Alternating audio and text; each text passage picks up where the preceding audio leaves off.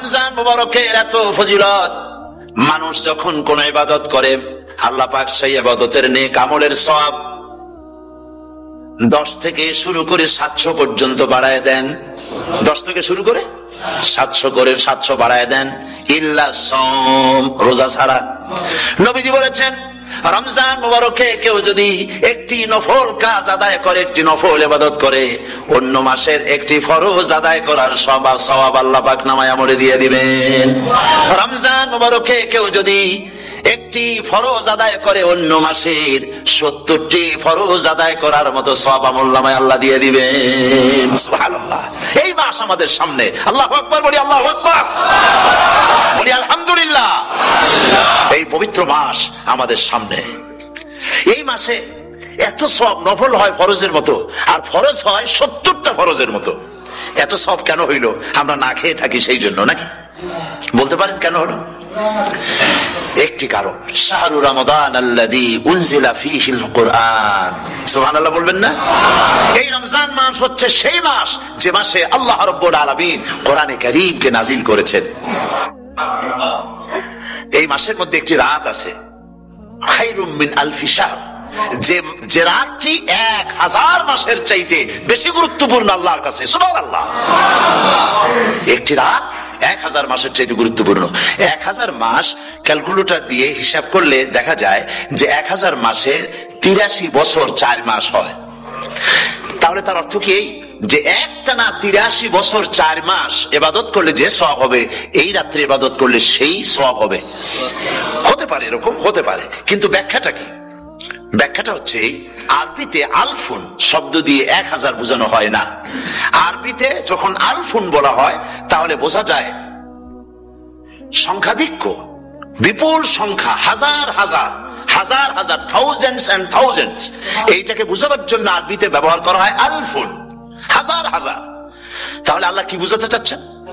আল্লাহ রাব্বুল আলামিন তিনি আয়াত দ্বারা বুঝাতে চান, এর ব্যাখ্যা হচ্ছে এই পৃথিবীর মানবতার কল্যাণের জন্য, এই পৃথিবীর মানুষের ভালাইয়ের জন্য, মঙ্গলের জন্য হাজার হাজার মাস ধরে এই পৃথিবীর মানুষের যে কল্যাণ হয় নাই, এই রমজান মুবারকে একটা রাত আছে যেই রাতে আল্লাহ রাব্বুল আলামিন মানবতার সেই কল্যাণ করেছেন।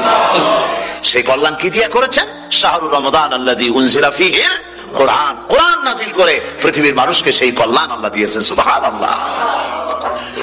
বন্ধুগণ, কোরআন, কোরআন কি নিয়ামত আমাদের কাছে! সেই নিয়ামতকে আমরা চিনলাম না, আমরা বুঝতে পারলাম না কত বড় নিয়ামত আল্লাহ আমাদের দান করেছেন।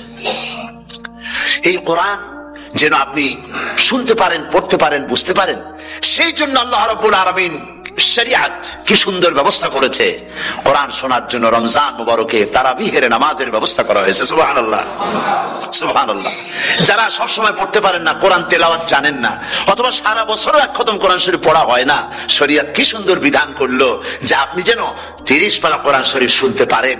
এই ব্যবস্থা তারাবিহের নামাজের মধ্যে শরিয়াত করে দিয়েছে। আলহামদুলিল্লাহ, আলহামদুলিল্লাহ। যাদের টাকা কড়ি আছে আমি তাদেরকে অনুরোধ করব, যদি পারেন তাহলে মেহেরবানি করে রমজান মুবারকে উমরা পালন করবেন।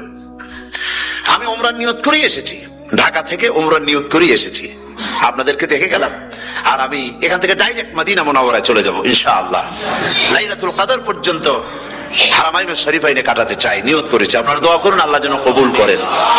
কি মজা যখন আপনি হারামাইনুশ শরীফাইনে যখন তেলাওয়াত শুনবেন, আপনার কাছে মনে হবে যেন কোরআন শরীফ নাজিল হতেছে। সুবহানাল্লাহ। সেখানে তো নামাজের পরে হাত তুলে মোনাজাত করা হয় না, শুধুমাত্র রমজান মুবারকে বেতেরের নামাজের মধ্যে ইমাম সাহেব হাত তুলে মোনাজাত করেন। গত বছর রমজান মুবারকের লাইলাতুল কদরে আমি ছিলাম, গত কয়েক বছর ধরে আল্লাহ যাওয়ার তৌফিক দিয়েছেন দয়া করে। সেখানে লাইলাতুল কদরে পত্রিকাগুলি লিখেছে 30 লাখের উপরে লোক ছিল মক্কা শরীফের, হারাম শরীফে 30 লাখের উপরে। যখন তেলাওয়াত হচ্ছে, মোনাজাত করতেছেন ইমাম সাহেব কাঁদতেছেন, মোনাজাত করতেছেন, কাঁদতেছেন, আর গোটা হারাম জুড়ে কান্নার রোল পড়ে গিয়েছে। কিভাবে কাঁদতেছেন! সারাদিন মানুষ রোজা রেখে তারপর ইফতার করতে যখন বসে, আমি সেই জান্নাতের কথা কেমনে আপনাদের বুঝাবো? রসগোল্লা কেমন লাগে বক্তৃতা দিয়ে 6 ঘন্টা বক্তৃতা দিয়েও বোঝানো যাবে না। যদি মুখের মধ্যে ঢুকাইতে পারি তাহলে বুঝবেন যে মজাটা কি। এটা তো আমি বুঝাইতে পারবো না কি মজাটা লাগে। সারাদিন রোজা রাখার পর সমস্ত লক্ষ লক্ষ মুসল্লিরা বসে আছে মক্কা শরীফে, কাবা শরীফ সামনে, এখানে বসে আছে। রোজাদারের সামনে আছে জমজমের পানি আর মদিনা মুনাওয়ারার খুরমা, আল্লাহর ঘর সামনে। জান্নাতের থেকে আর কাকে বলে সুবহানাল্লাহ। আর মসজিদে নববীর ভিতরে মদিনার আকর্ষণ কাশাস আলাদা। মদিনা শরীফের আপনাকে যদি পাইয়া যায় কোন আরব, কোন মাদিনী, আপনারা ছাড়বেই না, আদর করে পাশে বসাবে, তোমারে আমি এই জিনিস খাওয়াবো, এইটা দিয়ে ইফতার করাবো, আমার কাছ দিয়ে তুমি উঠতেই পারবে না, আপনাকে জোর করে বসাই দিবে। মসজিদে নববীতে রিয়াদুল জান্নাহ রাসূল করিম সাল্লাল্লাহু আলাইহি ওয়াসাল্লামের কবর শরীফের কাছে বসে আপনি ইফতার করতেছেন, কত বড় নসিব। সেই জন্য আমি বলি, হলিডে করার জন্য আমেরিকা, সিঙ্গাপুর, হাবিজাবি এই সমস্ত ঘুরে কোনো লাভ নাই। হলিডে করতে চান, রমজান মুবারকে চলে যান হারামাইন শরীফাইন, মদিনা আল মুনাওয়ারা, মক্কা আল মুকাররমা, কপাল খুলে যাবে, জিন্দেগীর সমস্ত গুনাহ খাতা আল্লাহ পাক মাফ করে দিবেন। রাসূল করিম সাল্লাল্লাহু আলাইহি ওয়াসাল্লাম বলেছেন, রমজান মুবারকে যে উমরা করলো সেজন্য হজ আদায় করলো, সুবহানাল্লাহ। অন্য রিওয়ায়াতে এসেছে, যে ব্যক্তি রমজান মুবারকে উমরা করলো সেজন্য আমার সাথে হজ আদায় করলো, সুবহানাল্লাহ। বুখারী শরীফে এসেছে, প্রতি রমজান মুবারকে হযরতে জিবরাইল আসতেন, হুজুরকে বলতেন, হুজুর আপনি তেলাওয়াত করেন, আমি শুনি, যতটুক নাজিল হয়েছে পড়েন। হুজুর পড়তেন, জিবরাইল শুনতেন, আবার জিবরাইল পড়তেন, হুজুর শুনতেন। এমনি করে করে যে বছর হুজুর ইন্তেকাল করবেন, হুজুরের জীবনের শেষ রমজান মুবারকে কোরআন নাজিল পরিপূর্ণ হয়ে গেছে। হযরতে জিবরাইল বলেন, হুজুর কোরআন তো নাজিল তামাম হয়ে গিয়েছে, এবার আপনি পুরা কোরআন পড়ে আমারে শোনান। হযরতে রাসূল পুরাটা পড়ে 30 পারা পড়ে শোনায় দিলেন, জিবরাইল শুনলেন। এবার জিবরাইল বলেন, হুজুর আমি তেলাওয়াত করতেছি, আপনি শুনেন। হযরতে জিবরাইল 30 পারা পড়লেন, হুজুর শুনলেন। আবার হযরত জিবরাইল বলেন, হুজুর আবার আপনি পড়েন। হুজুর পড়লেন, জিবরাইল শুনলেন, আবার জিবরাইল পড়লেন, হুজুর শুনলেন। তার মানে হলো, হুজুর যে বছর ইন্তেকাল করলেন ওই বছরের রমজান মুবারকে হযরত জিবরাইল 2 বার পড়েছেন, হুজুর শুনেছেন, আর হুজুর 2 বার পড়েছেন, জিবরাইল শুনেছেন, যাতে করে একটা জের জবর, একটা আয়াত, একটা সেমিকোলন যেন বাদ না পড়ে যায়। কোরআন কারীম মুখস্থ করার জন্য আল্লাহ রাব্বুল আলামিন এটাকে স্থায়ী করার জন্য বাধ্যতামূলক করেছেন, নামাজের ভিতরে তেলাওয়াত করতে হবে। মানুষ নামাজের মধ্যে তেলাওয়াত করে সওয়াবের জন্য, সকালে পড়ে, বিকালে পড়ে, অর্থ সহকারে বুঝে পড়ে, রাত্রে পড়ে, দিনে পড়ে। পৃথিবীতে এমন একটা মুহূর্ত নাই যখন কোরআনে কারীম তেলাওয়াত হয় না। জোরে কোন সুবহানাল্লাহ। মানুষ এটাকে তেলাওয়াত করতেছে, মুখস্থ করতেছে। এই কোরআন শরীফের ভিতরে রয়েছে সবকিছু। এর মধ্যে রয়েছে ইতিহাস, এর মধ্যে আছে বিজ্ঞান, এর ভিতরে রয়েছে দর্শন, ভূতত্ত্ব, উদ্ভিদ তত্ত্ব, নৃতত্ত্ব, খতত্ত্ব, জ্যোতির্বিজ্ঞান। এর ভিতরে রয়েছে মানুষের পারিবারিক নীতি, সামাজিক নীতি, চুক্তি নীতি, বন্ধু নীতি, যুদ্ধ নীতি, মানুষের যা প্রয়োজন সবকিছু এই কোরআনে কারীমের মধ্যে আল্লাহ পাক সন্নিবেশিত করে দিয়েছেন। জোরে কোন সুবহানাল্লাহি ওয়া বিহামদিহি।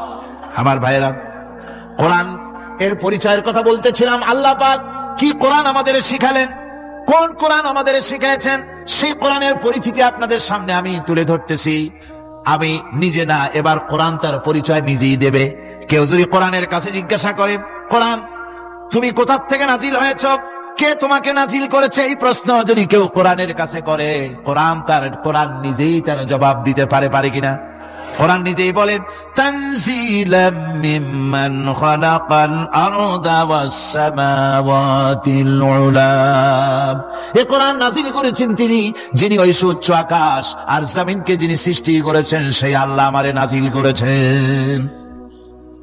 কোরআনের কাছে কেউ যদি প্রশ্ন করে, ও কোরআন, এই পৃথিবীতে নাযিল হওয়ার আগে তুমি কোথায় ছিলে? কেউ যদি প্রশ্ন করে, কোরআনে কারীম নিজে নিজের পরিচয় শোনায়, আমি কোথায় ছিলাম শোনো। বাল হুয়া কুরআনুম মাজিদুন ফি লাওহিম মাহফুজ। বরং এই কিতাব অতীব মর্যাদা সম্পন্ন, সুরক্ষিত ফলকে লিপিবদ্ধ ছিল, আমি ছিলাম লৌহে মাহফুজে, সেখান থেকে এসেছি। যদি কেউ প্রশ্ন করে, কোরআন কি, কোরআন তুমি কার উপরে অবতীর্ণ হয়েছ? জবাব কোরআন নিজেই দেয়, ওয়া আমিনু বিমা নুজিলা আলা মুহাম্মাদ ওয়া হুয়াল হাক্কু মির রাব্বিহিম।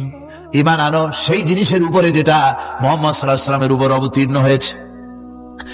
আবার অন্য আয়াতেও জবাব পাওয়া যায়, তাবারাকাল্লাযী নাযালাল ফুরকানা আলা আবদিহি লিয়াকুনা লিল আলামিনা নাযীরা। অতীব বরকতপূর্ণ মহান সত্তা সেই আল্লাহ রাব্বুল আলামিন, যিনি তার বান্দার পরে ফুরকান অবতীর্ণ করেছেন। সুবহানাল্লাহি ওয়া বিহামদিহি। কোরআনের নাম আমি বলেছিলাম শুধু কোরআন নয়, অনেক নাম আছে। কোরআনের আরেক নাম ফুরকান। কোরআনের আরেক নাম কি? আল ফারকু বাইনাল হাক্কি ওয়াল বাতিল। কোরআন হচ্ছে সেই মহাসত্য যা মিথ্যা এবং সত্যের মধ্যে পার্থক্য সূচিত করে, মঙ্গল এবং অমঙ্গলের মধ্যে পার্থক্য সৃষ্টি করে, যা সত্য এবং মিথ্যার মধ্যে তাফরিকা সৃষ্টি করে, সত্যকে মানুষকে বুঝিয়ে দেয়। তার নাম হচ্ছে ফুরকান। এবার যদি প্রশ্ন করা হয়, ও কোরআন, বুঝলাম তুমি লৌহে মাহফুজে ছিলে, বুঝলাম তুমি নবীজির উপরে নাজিল হয়েছো, এবার বলো তুমি কোন মাসে নাজিল হয়েছো? তুমি তো আসছিলা প্রথম কোন মাসে নাজিল হয়েছো?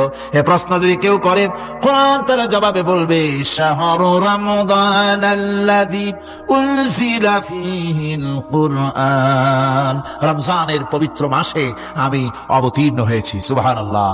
যদি প্রশ্ন করা হয়, রমজানে তো আসছো, কিন্তু প্রথম নাজিল হয়েছিল কোন সময়? ওটা কি দিন ছিল না রাত ছিল? কোরআন তার জবাবে বলে, ইন্না আনজালনাহু ফি লাইলাতিল কদর, কদরের পবিত্র রাতে আমি এই পৃথিবীতে আমার আগমন ঘটেছিল। যদি প্রশ্ন করা হয়, বুঝলাম সবই, কেন নাজিল হয়েছে তুমি? এই পৃথিবীতে তোমার আসার উদ্দেশ্য কি? মূল কাজটা কি? এই প্রশ্ন যদি করা হয়, কোরআনে কারীম তার জবাবে বলে, শোনো কেন এসেছি, লিতুখরিজান নাসা মিনাজ যুলুমাতি ইলান নূর। আমার মিশন হচ্ছে গোটা বিশ্ব মানবতাকে পঞ্জীভূত জমাট বাঁধা অন্ধকারের ভেতর থেকে টেনে বের করে আলোর সন্ধান দিতে, আলোর দিকে আনার জন্য আমি কোরআন নাজিল হয়েছি। গোটা পৃথিবীর মানুষ আছে অন্ধকারের ভিতরে। কিসের মধ্যে? অন্ধকার কি? অন্ধকার হচ্ছে পুঁজিবাদ, অন্ধকার সমাজতন্ত্র, অন্ধকার ধর্ম নিরপেক্ষতাবাদ, অন্ধকার জাতীয়তাবাদ। মানুষের তৈরি করা যত মতবাদ সব কি? জোরে কোন সবগুলি কি? ربنا ظلمنا أنفسنا وإن لم تغفر لنا وترحمنا لنكونن من الخاسرين। সবাই পড়েন, ربنا ظلمنا أنفسنا وإن لم تغفر لنا وترحمنا لنكونن من الخاسرين। ربنا ظلمنا أنفسنا وإن لم تغفر لنا وترحمنا لنكونن মিনাল খাসিরিন। রব্বুল আলামিন প্রচন্ড ঠান্ডাকে উপেক্ষা করে হাজার হাজার নারী পুরুষ স্টেপনি গ্রিন স্কুলে আল্লাহ তোমার কোরআন শোনার জন্য, তোমার নবীর হাদিস শোনার জন্য দীর্ঘক্ষণ বসে আছেন। এতক্ষণ আমরা যে আলোচনা করলাম, দরুদ ও সালাম পড়লাম, মেহেরবানি করে সওয়াবটুকুন রাসূল করিম সাল্লাল্লাহু আলাইহি ওয়াসাল্লামের রূহ মোবারকে পৌঁছায় দাও। তামাম পৃথিবীর মাটির নিচে যত মুমিন মুমিনাত শুয়ে আছেন আল্লাহ তাদের আরওয়ার পরে সওয়াব পৌঁছায় দাও। রব্বুল আলামিন আমরা সবাই মিলে আজকে দোয়া করি, আমাদের মধ্য থেকে আমাদের আব্বা জান আর আমাদের মা যাদের মারা গেছে কবরগুলিকে জান্নাতের টুকরায় পরিণত করে দাও। রব্বির হামহুমা কামা রব্বায়ানি সগীরা। সবাই পড়েন, রব্বির হামহুমা কামা রব্বায়ানি সগীরা। হে আল্লাহ তাআলা, আত্মীয় স্বজন যদি বিদেশে থাকে টেলিফোনে খোঁজ খবর পাওয়া যায়, চিঠি দিয়েও 6 মাস 1 বছরে খোঁজ খবর নেওয়া যায়, কিন্তু আমাদের মা বাপ যাদের দুনিয়া থেকে বছরের পর বছর হলো বিদায় হয়ে গেছে, টেলিফোন বা চিঠিপত্রের কোন সিস্টেম নাই, কোনো কায়দা নাই, কোন হালতে কবরে আছে জানি না। আল্লাহ তুমি দয়া করে আমাদের বাপ জান যাদের মারা গেছে আল্লাহ কবরটারে বেহেশত বানাইয়া দাও। রব্বুল আলামিন জনম দুঃখিনী মা, আমাদের মা যাদের মারা গেছে 10টা মাস পেটের মধ্যে থেকে মাকে হাঁটু দিয়ে, পাও দিয়ে, মাথা দিয়ে, গুতা দিয়ে কষ্ট দিয়েছি। আবার মা ডেলিভারিতে নিদারুণ কষ্ট করেছেন যা মা ছাড়া কেউ বুঝবে না। এরপরে 2.5 বছর পর্যন্ত মায়ের বুকের দুধ চুষে চুষে খেয়ে মাকে বিরক্ত করেছি, পেশাব পায়খানা করে মাকে কষ্ট দিয়েছি। আল্লাহ তাআলা আমাদের মা বাপ অনেকেরই গরিব ছিল, খাট নাই, বিছানা নাই, তোষক ছিল না, কোনো রকম করে আল্লাহ তাআলা বিছানায় শোয়া থাকতো, পেশাব করে, ছেলে মেয়ে পেশাব করে বিছানা ভিজাই দিয়েছে। মা নিজে আঁচলটা ভিজা আঁচলের উপরে শুয়ে ছেলেকে মেয়েকে বুকের উপরে করে সারাটা রাত কাটাই দিয়েছে। এই মা যার দুনিয়া থেকে বিদায় হয়ে গিয়েছে আল্লাহ দয়া করে কবরটাকে জান্নাতের টুকরা বানাইয়া দাও। আল্লাহ তাআলা আমাদের মা বাপ যাদের মারা গেছে তাদের উপর তোমার রহমত নাজিল করো। আমাদের দাদা দাদি নানা নানি আত্মীয় স্বজন পাড়া প্রতিবেশী যারা মারা গেছে তাদের উপরে রহম করো। রব্বুল আলামিন আল্লাহ তাআলা আমরা যারা হাত তুলেছি, তোমার বান্দা বান্দিরা হাত তুলেছে, তুমি আরশে আজিম থেকে একটু তাকায় দেখো, আমরা কোন রাজা বাদশার কাছে হাত তুলি নাই, আমরা কোন প্রধানমন্ত্রী প্রেসিডেন্টের কাছে হাত তুলি নাই, কোন পীর বুজুর্গের কাছে হাত তুলি নাই, আমরা হাত তুলেছি শাহনশাহ রব্বুল আলামিনের দরবারে। রব্বুল আলামিন, আমরা যতগুলি লোক হাত তুলেছি এর মধ্যে জিনাকার থাকতে পারে, মদখোর থাকতে পারে, বেনামাজি থাকতে পারে, সুদখোর থাকতে পারে। আল্লাহ কত রকমের গুনাহ করে আমরা হাত তুলেছি। আল্লাহ তুমি যদি দয়া করে আজকে আমাদের এই লোকগুলি কি তোমার বান্দা বান্দি গুলারে যদি মাফ করে দাও, আকাশের জমিনে এমন কেউ নাই যার কাছে তোমার জন্য কৈফিয়ত দেওয়া লাগে। রব্বুল আলামিন, দয়া করে আমাদের জিন্দেগির গুনাহ মাফ করে দাও। আল্লাহ তাআলা, আমার মা বোনেরা কষ্ট করে এই ঠান্ডাকে উপেক্ষা করে যারা এসেছেন, আল্লাহ তুমি মা বোনদের হায়াত দারাজ করে দাও, মা বোনদেরকে পর্দায় থাকার তৌফিক দিয়ে দাও। আয় আল্লাহ, মা বোনদের এমন জীবন যাপন করার তৌফিক দাও যাতে করে কিয়ামতে হযরত আয়েশা, হযরত খাদিজা, হযরত ফাতেমার সঙ্গে হাসর নসিব হয়ে যায়। আল্লাহ, যে সমস্ত মা বোনদের বিয়ে হয়েছে বাচ্চা হয় নাই, আল্লাহ তুমি তাদেরকে নিঃসন্তানীকে বাচ্চা দিয়ে দাও। যাদের মেয়ে বড় হয়েছে বিয়ে দিতে পারে না, বিয়ের বন্দোবস্ত করে দাও। রব্বুল আলামিন, মা বোনদের যাদের রোগ আছে ব্যাধি আছে, আল্লাহ দয়া করে সব অসুখ মাফ করে দাও।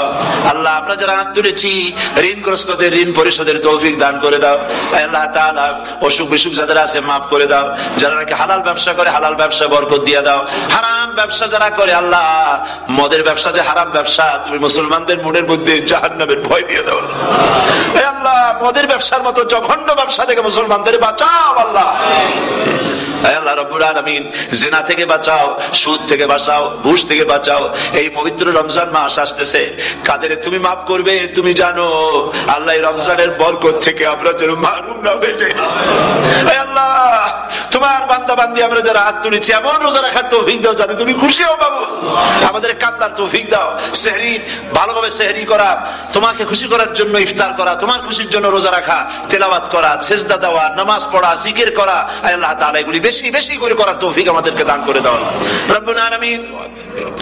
এই মাহফিলের ভিতরে বহু মানুষ আছে জীবনে কাবা শরীফ চোখে দেখে নাই, জীবনে তোমার হাবিবের রওজা চোখে দেখে নাই। আজকে একটা দোয়া করি তোমার কাছে, আমার মা বোনের আর ভাইরা যারা হাত তুলেছে, আল্লাহ তুমি দয়া করে মেহেরবানি করে জীবনে অন্তত একটা বার কাবা শরীফ চোখে দেখার তৌফিক দিয়ে দিও রব্বুল আলামিন। বাংলাদেশ থেকে আমাদের হাজার হাজার লাখ লাখ মুসলমান নরনারী বিদেশে চাকরি করার জন্য, ব্যবসা করার জন্য এসেছে। আল্লাহ, চাকরি করতে এসে, ব্যবসা করতে এসে যেন ঈমান নষ্ট কারো না হয়। আল্লাহ, সকলের ঈমান মজবুত রাখার তৌফিক দান করে দাও। আয় আল্লাহ, তোমার কাছে একটা দোয়া করি, জাহান্নামের আগুন 3000 বছর বসে উত্তপ্ত করেছো, জাহান্নামের আগুনে আমরা জ্বলতে পারবো না বাবু।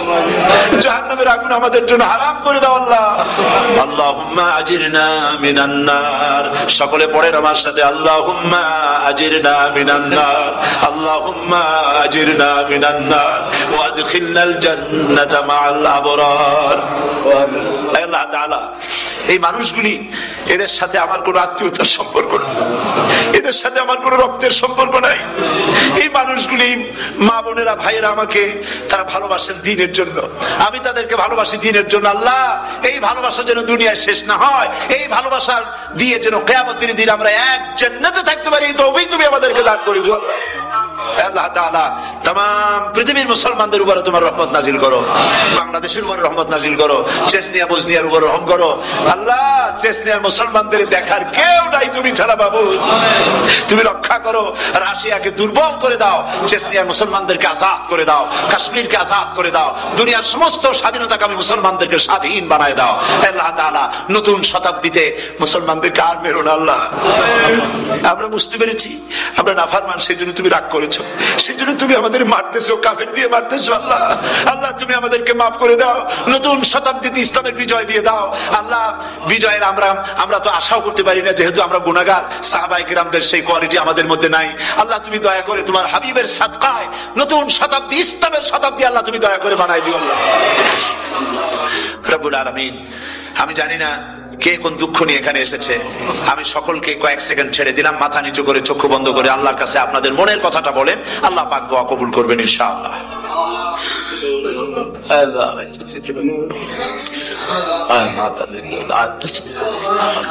আল্লাহ তাআলা তোমার বান্দারা বান্দিরা মনে মনে যে যা চাইলো আল্লাহ সকলের নেক আশা তুমি পুরা করে দাও। ربنا تقبل منا إنك أنت السميع العليم وتب علينا إنك أنت التواب الرحيم ستر العرش مسبول علينا وعين الله ناظرة إلينا بحول الله لا يقدر علينا اللهم إنا نجعلك في نحورهم ونعوذ بك من شرورهم اللهم لا مانع لما أعطيت ولا معطي لما منعت ولا ينفع ذا الجد منك الجد اللهم زدنا ولا تنقصنا وأكرمنا ولا تهنا وأعطنا ولا تحرمنا وآثرنا ولا تؤثر علينا وأرضنا برد عنا سبحان ربك رب العزة عما يصفون وسلام على المرسلين والحمد لله رب العالمين واجعل آخر كلمة عند الموت لا إله إلا الله محمد رسول الله. السلام عليكم ورحمة الله.